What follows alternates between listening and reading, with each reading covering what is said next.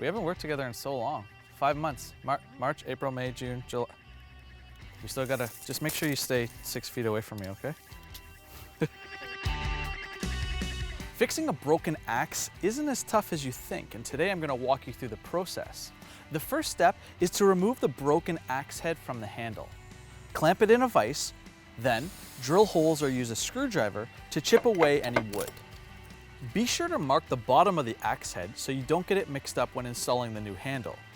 Clamp the new handle into a vise and insert it into the bottom of the head.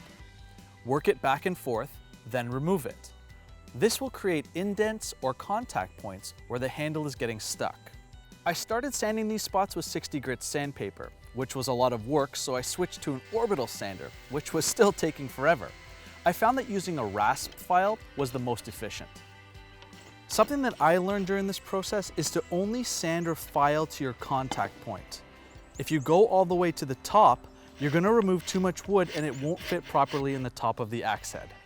You're going to have to go back and forth a few times before it fits properly. Then you can sand all the rough spots down with 60 grit sandpaper.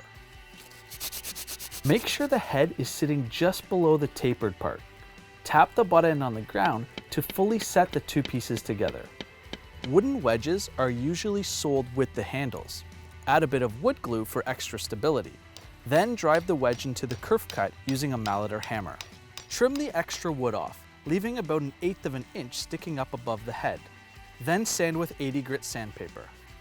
Now this metal wedge that I'm about to insert is what's going to hold this whole system together. Keep your metal wedges away from the edges and centered in the wood. Because this is a smaller head, I'm installing one and on an angle to prevent splitting. Once flush, use a punch to drive it just under the surface. This is also a good time to sand your handle to 180 grit and coat it with boiled linseed oil. I'm also sharpening my axe with some honing oil and a sanding puck.